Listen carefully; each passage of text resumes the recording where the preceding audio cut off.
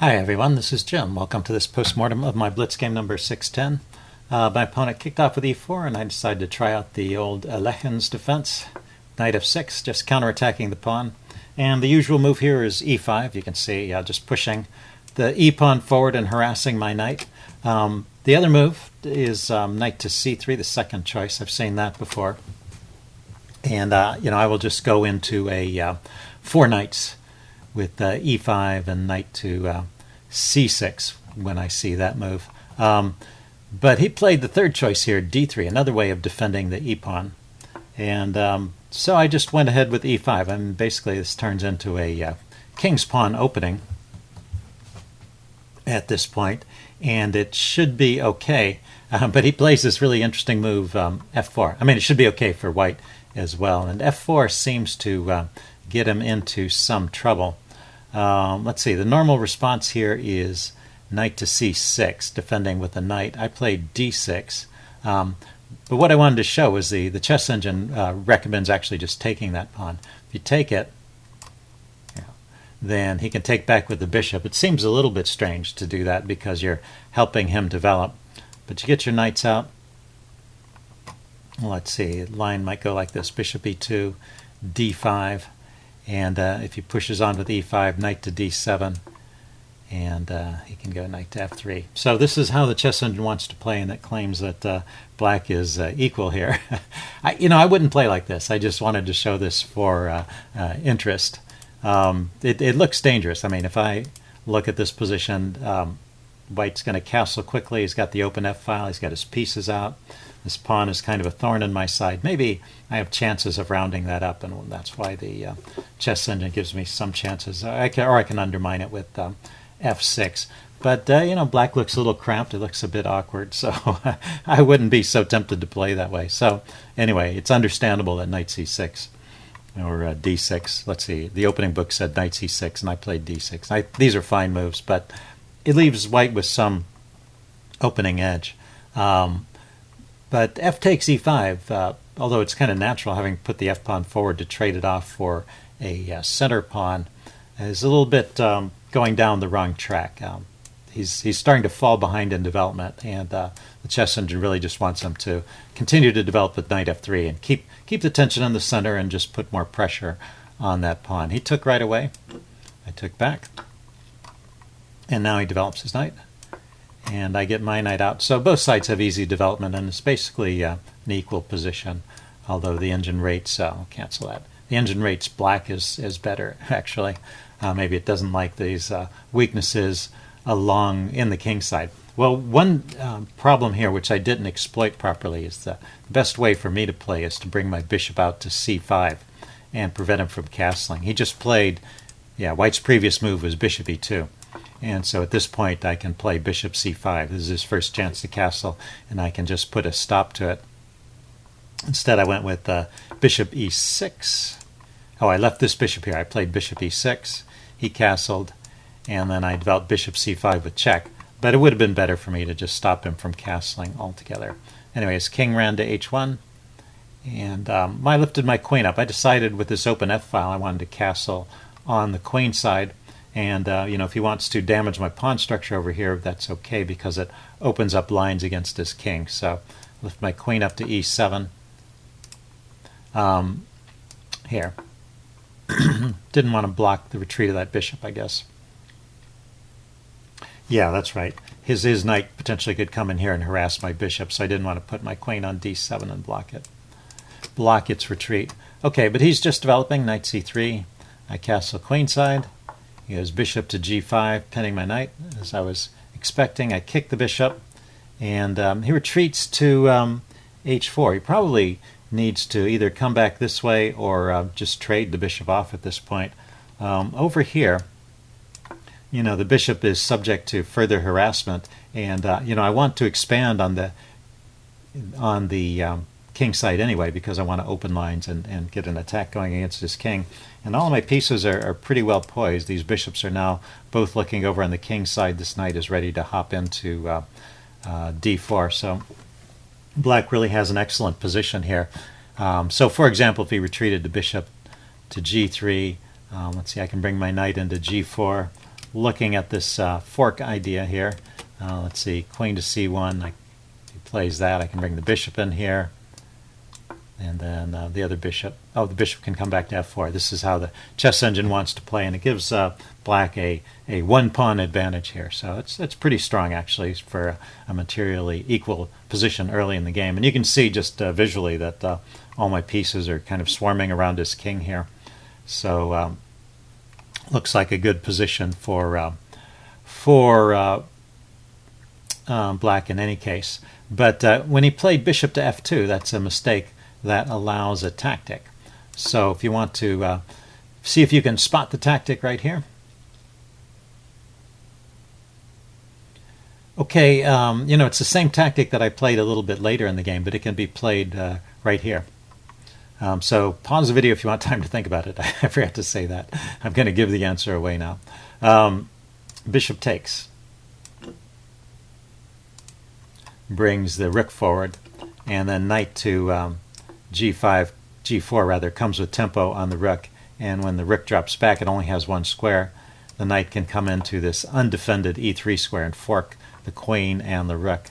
I didn't spot that at this point. Let's see, after he played bishop f2, I thought for a while I didn't find anything, and I just said, well, I'll move my king to safety.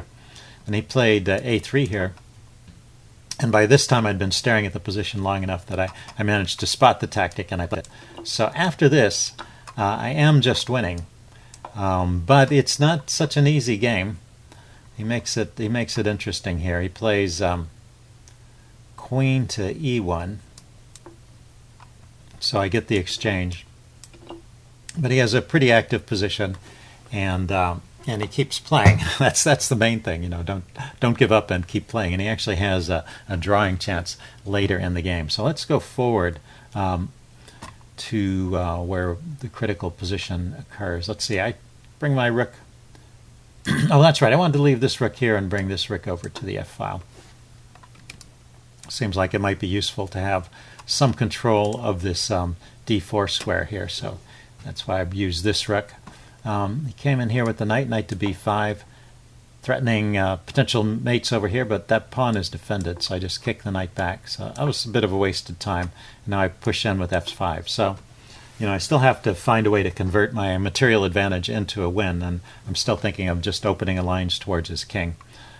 So this is a start. He takes, I take. Oh, that's right. I took with the rook because I was hoping to exploit this pin on the knight. He unpins immediately. And let's see, I drop my bishop back to g8. I wanted to reposition that, and I wanted to make sure the queen is securely, and well, this pawn, the e-pawn, is securely defended, so I'm getting the bishop out of the way of the open lines, and so I can have some open lines for my queen.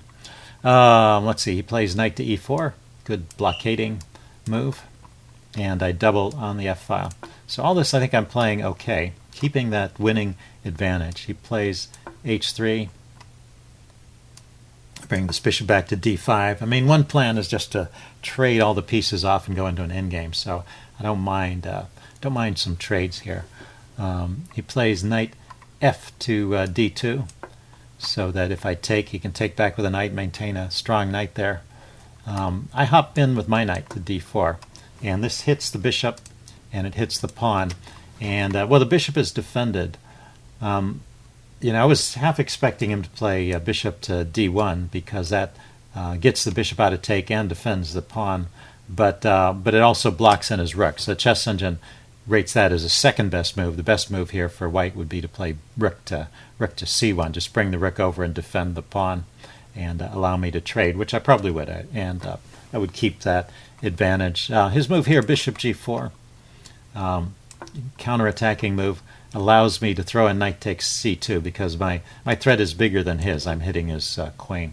So it's a little bit of a complicated sequence. The queen drops back to g1. I grab a rook.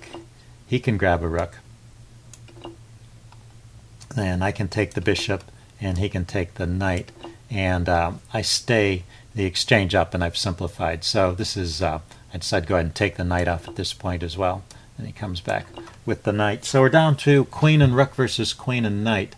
But This is, well, the queen and knight can coordinate very well, so it becomes a little bit tricky for me at this point, but still winning. I just have to be a little more careful now that he's now that he's got the queen and the knight, and it's getting prepared to coordinate them. So anyway, I drop my queen back to f8. I want to try and penetrate here, and obviously that would be great, winning the queen there. So he has to do something. He brings his king up to h2. I'll push on with these h-pawns, trying to get some open lines against the king again. More open lines. He pushes on with b4. I play g4. And he goes in with knight c5. So always have to stay alert. He's threatening this fork, winning my queen. So I don't have time to take the pawn over here, which is what I wanted to do. So I play queen e7. All still good. He goes queen to c3 now, bringing his queen over closer to the scene of the action here. I do take a pawn here. He takes back with the king. And I bring my rook over to g5. I decide to focus my attentions on the g-pawn here. He plays queen to c4. He's kind of maneuvering his queen around, looking for ways to get in to my king position. Maybe he's also thinking about pushing this pawn forward. If he can get his queen to that square, looking here at b7, that would be interesting. Anyway, I go over to g7.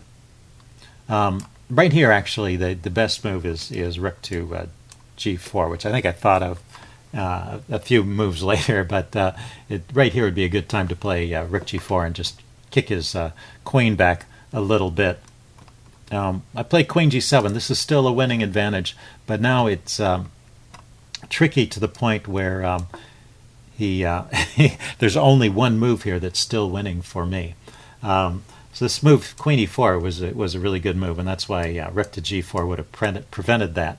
So this is a question of, it's not about my attack. It was about preventing my opponent from getting a counterattack. Those kind of ideas I often miss, actually. Those kind of prophylactic moves, they call them, where you notice what your opponent's plans are and you play a move to stop them.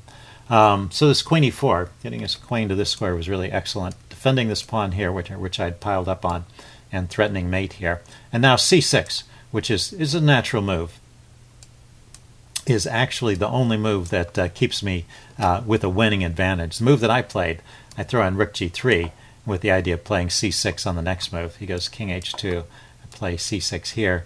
But now he has a drawing idea with knight to e6, hitting my queen. And now the queen is overloaded, actually. The queen is defending this pawn, and it's defending the rook. And, for example, if I keep hold of the rook and drop my queen down this way, then this queen check here allows him to pick up the rook. I can take the knight, and it's just an even position. It's actually a draw, so probably some kind of perpetual check is in the offing. But where else am I going to move? If I stay in touch with the rook, I lose the pawn. If I move away, well, actually, yeah, I guess I could come here, which would have the same effect. He could take the rook, and I could take the knight. I would give up. I would hold on to the pawn that way, but still lose the rook. So, anyway, that little rook g3 check, that intermediate check move that I thought was good, actually gives him the drawing chances. He went king h2, I went c6, and then he hopped in here with knight d7 check. I don't know what he was thinking, because here I can just take the knight. Maybe, that was a mouse slip, actually. He may have intended to go here and then put it on the wrong square. So I ended up winning after all, so I was happy about that, but I was surprised when I saw in the postmortem that he actually had one drawing chance there that he missed. Anyway, interesting game. Hope you guys like this. Leave any comments you have in the section below, and I will see you again soon. Bye.